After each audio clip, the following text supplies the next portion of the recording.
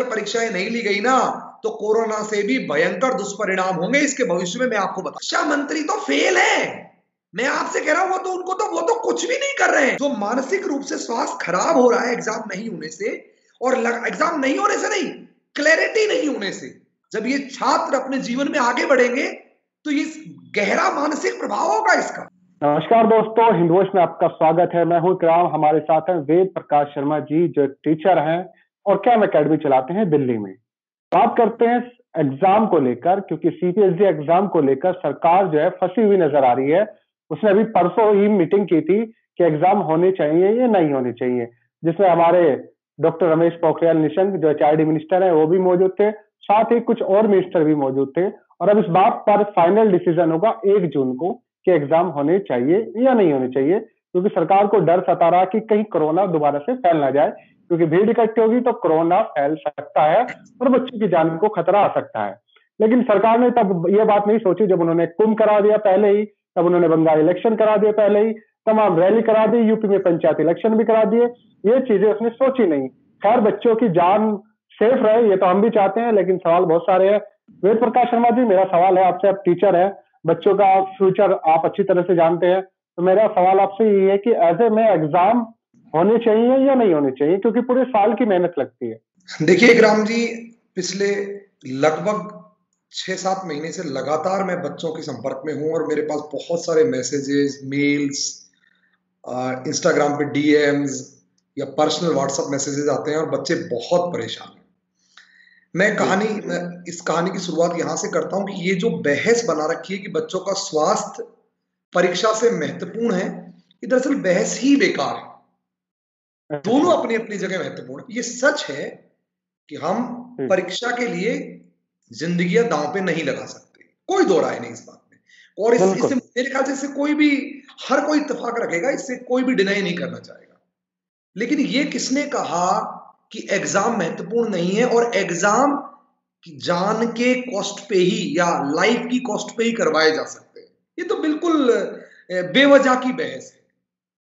देखिए इकराम जी, ऐसा नहीं है कि बहुत सारी जगह एग्जाम्स नहीं हो रहे हैं। बहुत सारी यूनिवर्सिटीज एग्जाम करवा रही हैं अपने, बहुत सारी कॉलेजेस है जो अपने एग्जाम ले रही है। मैं तो एग्जाम्पल दूं, छत्तीसगढ़ का सर बीच में रोकना चाहूंगा। छत्तीसगढ़ ने जारी किया कि आप क्वेश्चन पेपर आंसर शीट साथ लेकर जाइए और घर से करके लाइए, 5 दिन का टाइम देते हैं आपको। नहीं, चलो इतना फेयर निर्णय नहीं है, वो तो फिर जस्टिस नहीं होगा। लेकिन इसका ये मतलब नहीं कि इवोल्यूशन के फेयर वो कोई मेथड्स नहीं है। इवोल्यूशन के बहुत सारे फेयर मेथड्स मौजूद हैं। ऐसी बहुत सारी यूनिवर्सिटीज है ऑल अक्रॉस द वर्ल्ड जो अपना सारा प्लेटफॉर्म ऑनलाइन पे कराती हैं। अपना सारा एग्जाम से लेके कोर्स करिकुलम से लेके एवरीथिंग उनका ऑनलाइन पे मौजूद है। तो क्या वो ऑफलाइन एग्जाम कराती है? नहीं कराती। फिर भी वो डिग्री दे रही है, फिर भी वो डिप्लोमा दे रही है, फिर भी वो सर्टिफिकेट्स दे रही है, फिर भी वो इवैल्यूएट कर रही है। उन पे कोई क्वेश्चन मार्क नहीं है, उनके इवैल्यूएशन पे कोई क्वेश्चन मार्क नहीं है। देखिए, पहली बात तो ये जो बहस बना के रखी है सरकारों ने, और ये सिर्फ केंद्र सरकार नहीं, राज्य सरकारों ने भी, ये टालने वाली बहस कि बस टाल दीजिए। वो सिर्फ अपना चेहरा बचाने की फिराक में है कि बस टल जाए, आंकड़ों पे खेल रहे हैं। और इस बहस को यहां पे लाके छोड़ दिया है कि एग्जाम महत्वपूर्ण है कि स्वास्थ्य। ये बहस ही नहीं है, मुद्दा ये है ही नहीं। मुद्दा ये है कि एग्जाम भी बहुत महत्वपूर्ण है, क्योंकि आज आपको तात्कालिक रूप से महत्वपूर्ण नहीं लग रहे, लेकिन उसके दूरगामी परिणाम होंगे।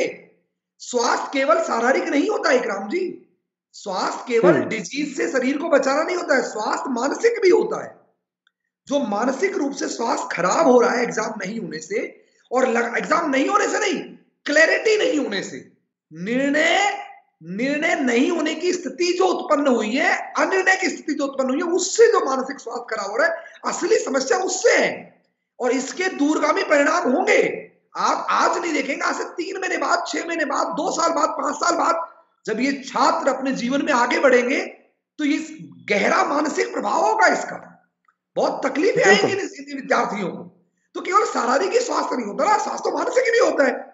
और ये जो अदृश्य कोरोना है दुश्मन, ये हम पे केवल शारीरिक क्षति नहीं पहुंचा रहा, मानसिक क्षति भी पहुंचा रहा है। तो सरकार ये बहस में ना पड़े। पहली बात तो सरकार, मैं 4 बिंदु आपको बताता हूं इकराम जी, और वो बहुत आसान बिंदु है और वो कोई भी इम्प्लीमेंट कर सकता है। पहली बात तो त्वरित निर्णय बहुत महत्वपूर्ण है। असमंजस की स्थिति जो है, अनिर्णय की जो स्थिति है ना, वो सबसे खतरनाक है ग्राम जी।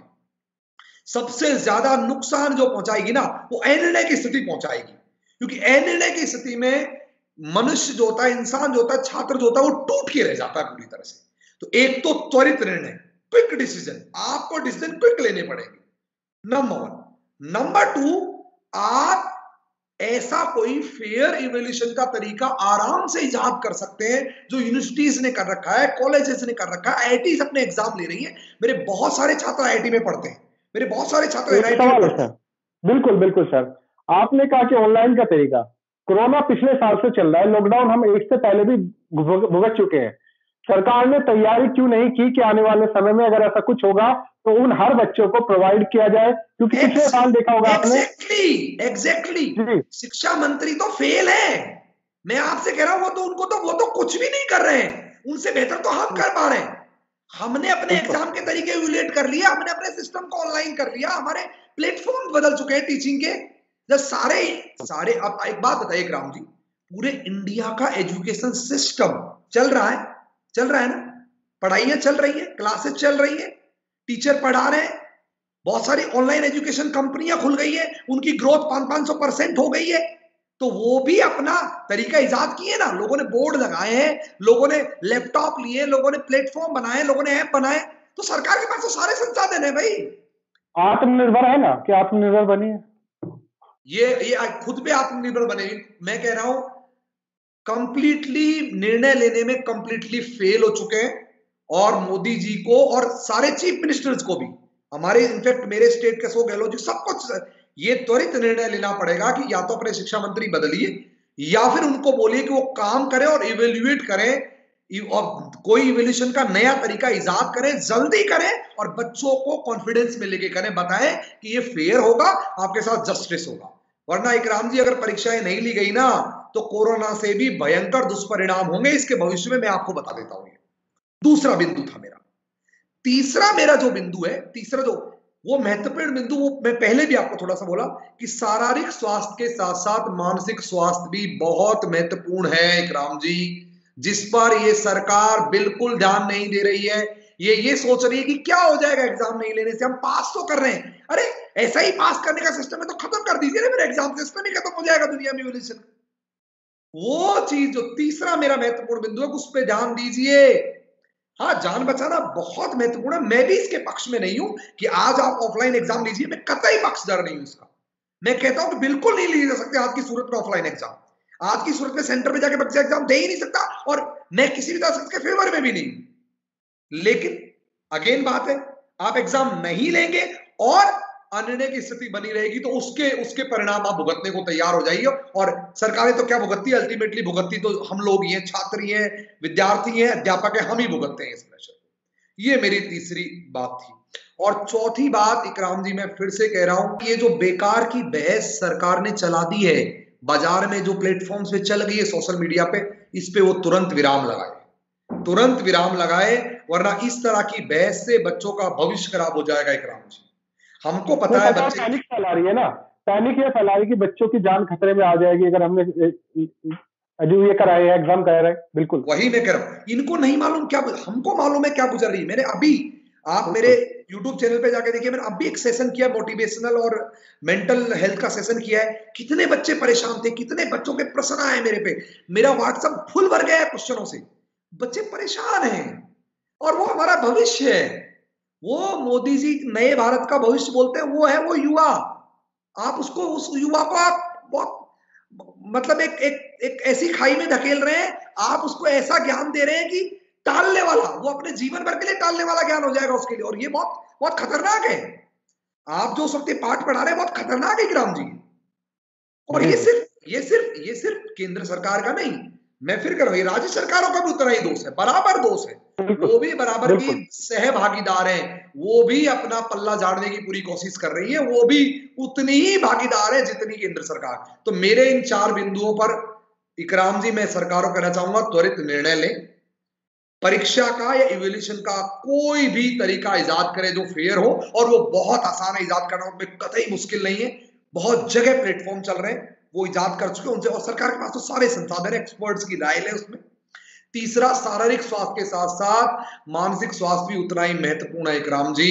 और चौथी बात, अटकलों के बाजार को सरकार गर्म ना करे, उस पर विराम लगाएं, वरना इसके दूरगामी परिणाम भुगतने पड़ेंगे।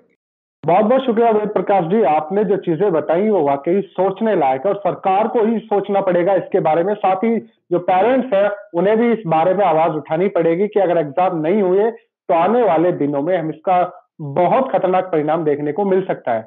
कोरोना जितनी तबाही मचा रहा है वो तो फिलहाल जान ले रहा है, लेकिन अगर एग्जाम नहीं होते तो भविष्य पूरी तरह से अंधकार में जाने की तरफ है। अब इस पर आप लोगों का क्या कहना, नीचे कमेंट कर सकते हैं। इस खबर को ज्यादा से ज्यादा शेयर कीजिएगा क्योंकि आपके बच्चों के भविष्य का सवाल है। तो मिलते हैं फिर किसी और एपिसोड में, वेद प्रकाश जी से किसी और एपिसोड में बात करेंगे। साथ ही अगर आप इन्हें फॉलो करना चाहते हैं तो इनके चैनल पर जाकर इन्हें फॉलो कर सकते हैं।